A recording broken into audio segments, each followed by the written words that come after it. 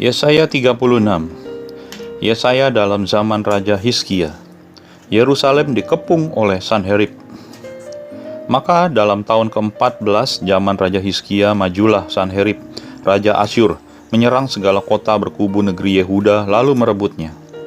Raja Asyur mengutus juru minuman agung dari Lakis ke Yerusalem kepada Raja Hizkia, disertai suatu tentara yang besar. Ia mengambil tempat dekat saluran kolam atas di jalan raya pada padang tukang penatu. Keluarlah mendapatkan dia Elyakim bin Hilkia, kepala istana, dan Sebna, panitera negara, serta Yoah bin Asaf, bendahara negara.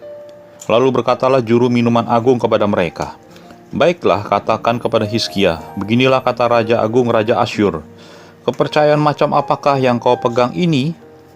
Kau kira bahwa hanya ucapan bibir saja dapat merupakan rencana dan kekuatan untuk perang? Sekarang kepada siapa engkau berharap? Maka engkau memberontak terhadap aku? Sesungguhnya engkau berharap kepada tongkat bambu yang patah terkulai itu, yaitu Mesir, yang akan menusuk dan menembus tangan orang yang bertopang kepadanya. Begitulah keadaan Firaun, Raja Mesir, bagi semua orang yang berharap kepadanya. Dan apabila engkau berkata kepadaku, kami berharap kepada Tuhan Allah kami, bukankah dia itu yang bukit-bukit pengorbanannya dan mesbah-mesbahnya telah dijauhkan oleh Hizkia sambil berkata kepada Yehuda dan Yerusalem, di depan mesbah inilah kamu harus sujud menyembah. Maka sekarang baiklah bertaruh dengan tuanku Raja Asyur. Aku akan memberikan 2.000 ekor kuda kepadamu jika engkau sanggup memberikan dari pihakmu orang-orang yang mengendarainya. Bagaimanakah mungkin engkau memukul mundur satu orang perwira tuanku yang paling kecil? Padahal engkau berharap kepada Mesir dalam hal kereta dan orang-orang berkuda. Sekarang pun, adakah di luar kehendak Tuhan aku maju melawan negeri ini untuk memusnahkannya? Tuhan telah berfirman kepadaku, majulah menyerang negeri itu dan musnahkanlah itu. Lalu berkatalah Elyakim, Sebna, dan Yoah kepada juru minuman agung, silakan berbicara dalam bahasa Aram kepada hamba-hambamu ini, sebab kami mengerti. Tetapi janganlah berbicara dengan kami dalam bahasa Yehuda sambil didengar oleh rakyat yang ada di atas tembok. Tetapi juru minuman agung berkata, adakah tuanku mengutus aku untuk mengucapkan perkataan-perkataan ini hanya kepada tuanmu dan kepadamu saja? Bukankah juga kepada orang-orang yang duduk di atas tembok, yang memakan tahinya dan meminum air kencingnya bersama-sama dengan kamu? Kemudian berdirilah juru minuman agung dan berserulah ia dengan suara nyaring dalam bahasa Yehuda. Ia berkata, dengarlah perkataan Raja Agung, Raja Asyur. Beginilah kata Raja, janganlah Hizkia memperdayakan kamu, sebab ia tidak sanggup melepaskan kamu. Janganlah Hizkia mengajak kamu berharap kepada Tuhan dengan mengatakan, tentulah Tuhan akan melepaskan kita. Kota ini tidak akan diserahkan ke dalam tangan Raja Asyur. Janganlah dengarkan Hizkia, sebab beginilah kata Raja Asyur, adakanlah perjanjian penyerahan dengan aku, dan datanglah keluar kepadaku. Maka setiap orang daripadamu akan makan dari pohon anggurnya dan dari pohon aranya, serta minum dari sumurnya, sampai aku datang dan membawa kamu ke suatu negeri seperti negerimu, suatu negeri yang bergandum dan berair anggur, suatu negeri yang berroti dan berkebun anggur. Jangan sampai Hizkia membujuk kamu dengan mengatakan, Tuhan akan melepaskan kita. Apakah pernah para Allah bangsa-bangsa melepaskan negerinya masing-masing dari tangan Raja Asyur? Di manakah para Allah negeri Hamat dan Arpad? Di manakah para Allah negeri Sefarwaim? Apakah mereka telah melepaskan Samaria dari tanganku? Siapakah di antara semua Allah negeri-negeri ini yang telah melepaskan negeri mereka dari tanganku, sehingga Tuhan sanggup melepaskan Yerusalem dari tanganku? Tetapi orang berdiam diri dan tidak menjawab dia sepatah kata pun. Sebab ada perintah raja bunyinya, jangan kamu menjawab dia. Kemudian pergilah Elyakim bin Hilkia, kepala istana, dan Sebna, panitera negara, dan Yoah bin Asaf, bendahara negara, menghadap Hizkia dengan pakaian yang dikoyakkan, lalu memberitahukan kepada raja perkataan juru minuman agung. Yesaya 37. Yerusalem luput dari tangan Sanherib. Segera sesudah Raja Hizkia mendengar itu, dikoyakkanlah pakaiannya dan diselubunginya lah badannya dengan kain kabung. Lalu masuklah ia ke rumah Tuhan. Disuruhnyalah juga Elyakim, kepala istana, Sebna, panitera negara, dan yang tua-tua di antara para imam, dengan berselubungkan kain kabung kepada Nabi Yesaya bin Amos. Berkatalah mereka kepadanya, beginilah kata Hizkia, hari ini hari kesesakan, hari hukuman dan penistaan, sebab sudah datang waktunya untuk melahirkan anak, tetapi tidak ada kekuatan untuk melahirkannya. Mungkin Tuhan Allahmu sudah mendengar perkataan juru minuman agung yang telah diutus oleh Raja Asyur tuannya untuk mencela Allah yang hidup, sehingga Tuhan Allahmu mau memberi hukuman karena perkataan-perkataan yang telah didengarnya. Maka baiklah engkau menaikkan doa untuk sisa yang masih tinggal ini.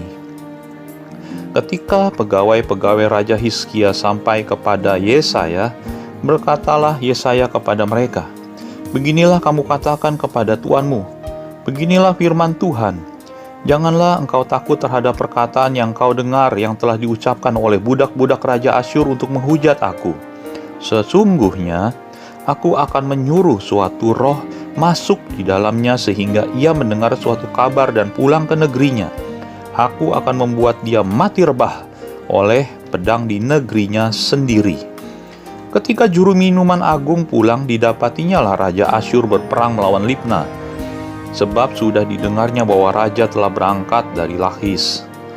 Dalam pada itu, raja mendengar tentang Tirhaka, raja Ethiopia, berita yang demikian, ia telah keluar berperang melawan engkau.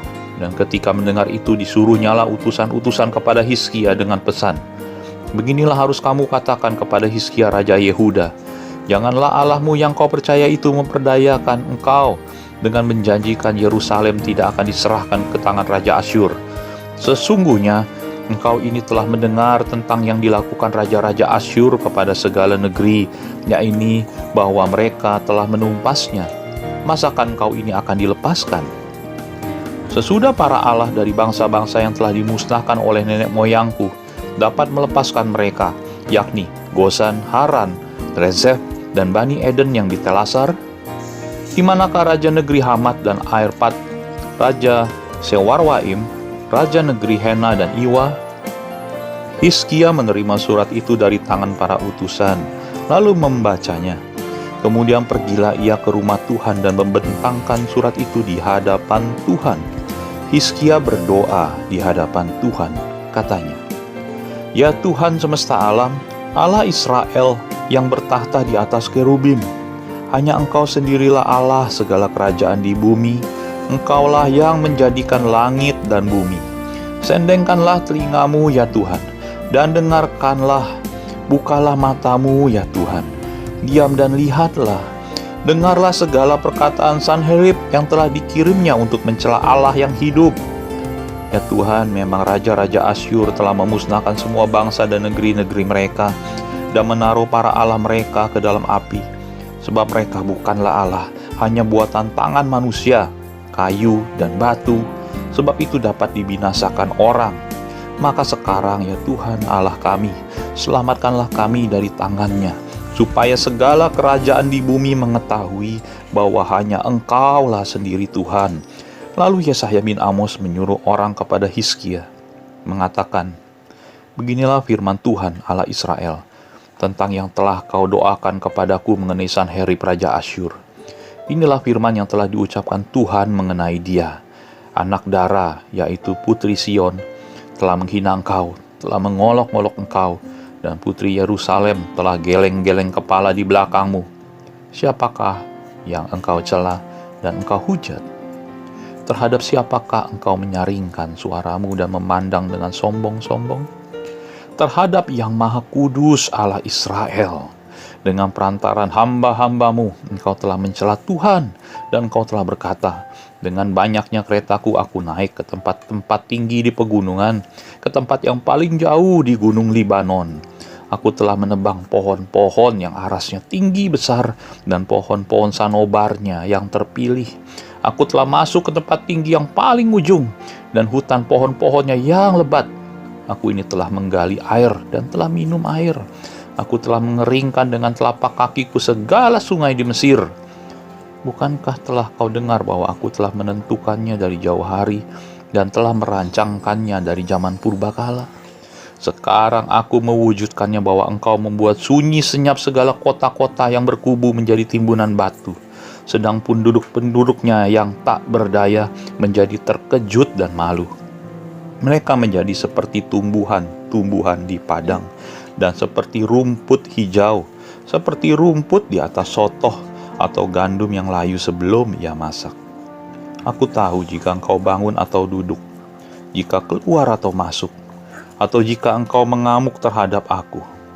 Oleh karena engkau telah mengamuk terhadap aku dan kata-kata keangkuhanmu telah naik sampai ke telingaku, maka aku akan menaruh kelikirku pada hidungmu dan kekangku pada bibirmu, dan aku akan memulangkan engkau melalui jalan dari mana engkau datang. Dan inilah yang akan menjadi tanda bagimu, hai Hizkia. Dalam tahun ini orang makan apa yang tumbuh sendiri, dan dalam tahun yang kedua apa yang tumbuh dari tanaman yang pertama. Tetapi dalam tahun yang ketiga menaburlah kamu, menuai, membuat kebun anggur dan memakan buahnya. Dan orang-orang yang terluput di antara kaum Yehuda, yaitu orang-orang yang masih tertinggal, akan berakar pula ke bawah dan menghasilkan buah ke atas. Sebab dari Yerusalem akan keluar orang-orang yang tertinggal, dan dari Gunung Sion orang-orang yang terluput. Giat cemburu Tuhan semesta alam akan melakukan hal ini. Sebab itu beginilah firman Tuhan mengenai Raja Asyur. Ia tidak akan masuk ke kota ini dan tidak akan menembakkan panah ke sana. Juga ia tidak akan mendatanginya dengan perisai dan tidak akan menimbun tanah menjadi tembok untuk mengepungnya. Melalui jalan dari mana ia datang, ia akan pulang. Tetapi ke kota ini, ia tidak akan masuk. Demikianlah firman Tuhan. Dan aku akan memagari kota ini untuk menyelamatkannya. Oleh karena aku dan oleh karena Daud hambaku. Keluarlah malaikat Tuhan lalu dibunuhnyalah 185.000 orang di dalam perkemahan Asyur. Keesokan harinya pagi-pagi tampaklah semua bangkai dan orang-orang mati belaka. Sebab itu berangkatlah Sanherib, Raja Asyur dan pulang, lalu tinggallah ia di Niniwe.